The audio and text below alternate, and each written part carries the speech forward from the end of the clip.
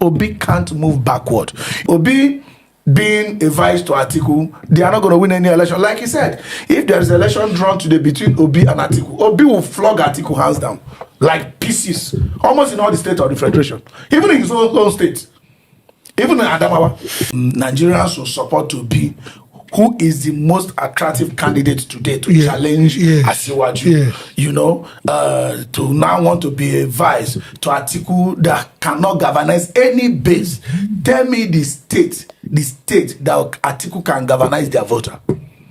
Tell me the state that if he wins the state, the next person will not be a close second. Now, it is very clear, very, very clear that Obi, against all odds, stood against the mountain of 2023 and ran against Atiku and Asiwaju. Obi can't move backward. The only coalition, I said it, the only coalition Atiku will champion that will work is the one himself will not be a candidate. That is the only one. Atiku doesn't have that base. He's looking at exigencies of, at the end of the day, Obi not taking up the coalition that is being put together by Rufai. And maybe it's okay, we can't throw this coalition of the North. We are together. Obi being a vice to Atiku, they are not going to win any election. Like he said, if there is an election drawn today between Obi and Atiku, Obi will flog Atiku hands down like pieces, almost in all the states of the federation, even in his own state, even in Adamawa. We woke up Monday morning with this news of Peter Obi being VP to Atiku. And I thought we have gone past this level, but I was surprised to see it again as news. Well, without wasting time, the obedient movement on behalf of Peter Obi countered it immediately that such coalition, or rather such arrangement of Obi being vice presidential candidate to Atiku, that it is not on the table and that it is not working and that it is not true. I don't understand what is giving Atiku or the PDP that mind that Obi will be VP to them. It is not going to be possible.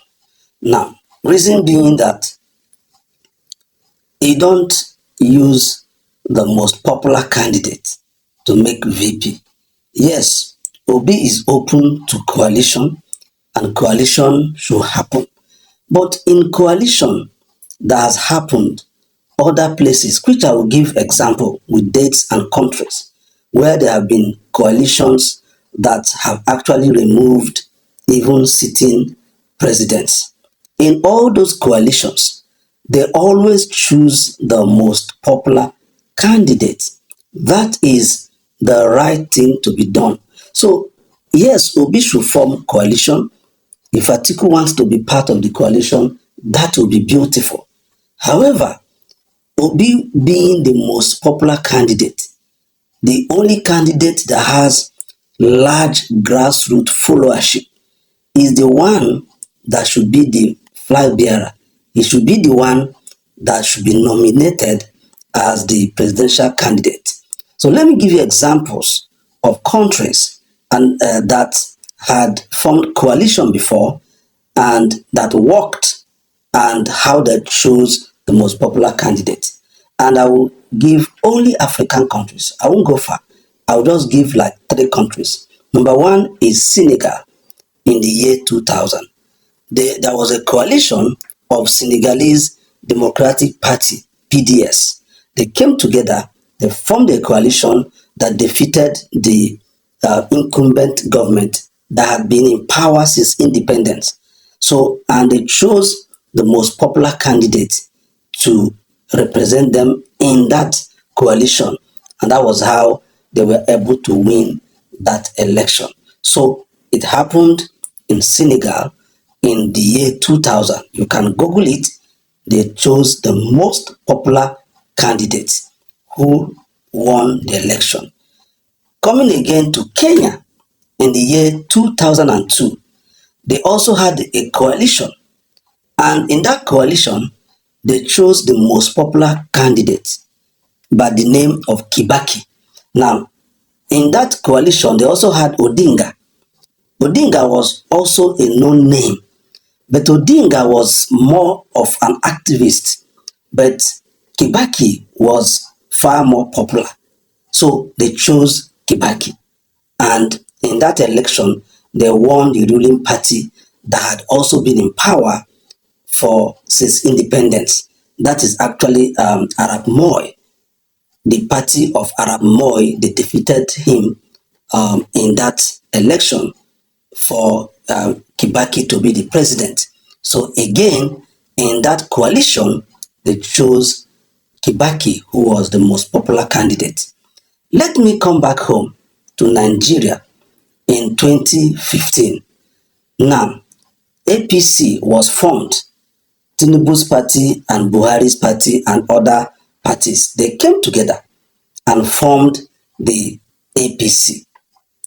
In that APC, you had Tinubu was there, this same Atiku was there, Rochas Okorocha was there, and others that contested with Buhari. But they nominated Buhari. Why? Because Buhari was far more popular than all of them. The truth is that, to be fair, to be honest, Buhari also has cult followership like Obi.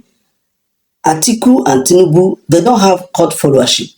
Their followership, with all due respect, is all about what they can get from them. That is the truth. But someone like Buhari has cult followership. People who just believe in him the same way Obi has. Obi has such followership. People who believe in him, who are even willing to spend. Buhari also had or still has such followership. And guess what? They gave Buhari the ticket and then supported him with their party structure. And the rest is history.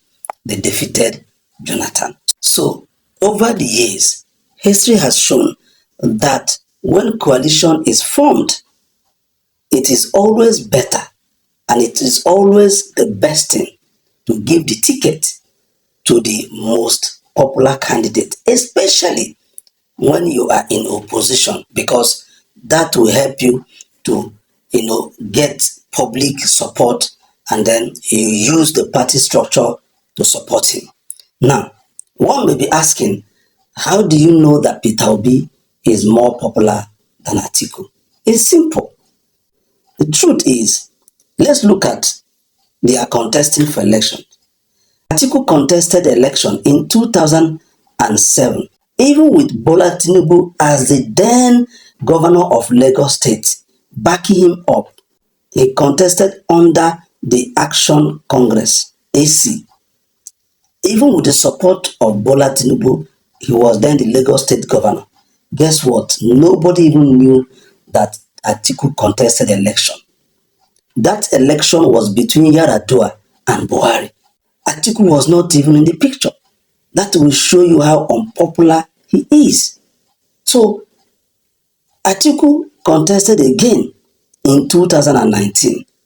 That one, Peter Obi was his vice presidential candidate. Guess what happened? Atiku lost his own polling unit. Yes, he did. So, how you can measure a popular candidate? Let him leave a big party and go to a small party. Fast forward to 2023. Peter Obi left PDP, a big party, and went to Labour Party. No governor, no senator, no House of Rep member, nobody in the presidency, and we all know that Peter Obi actually won that election. Everybody knows, the whole world knows that Obi won that election before they did their abracadabra. So that is how to test popularity. Atiku is nothing without a mega party and a popular vice presidential candidate. That is the truth. So you can't even measure the two of them. So my advice to His Excellency Atiku Abubakar is to support Peter Obi, just like his boss, former President Olusegun Obasanjo, has done. Support Peter Obi. It is the most honorable thing for you to do as an elder statesman. Support him and be behind him. That is I feel that would be the best thing for you to do instead of contesting. Let there be coalition, but in that coalition, yes, Atiku can be part of that coalition, but let it be that he is not contesting, but that he is supporting Peter Obi. That is what I believe is the best thing for him to do. So I think that is what I have to say for now. Thank you so much. And please, before you go, if you got any value from this video and you are watching from YouTube, kindly subscribe to our channel, share, like, and comment. And if you're watching from the Facebook, please, I still beg you to do the same thing. Follow us, share, comment, and like the video. Thank you so much. A new Nigeria is possible. God bless you.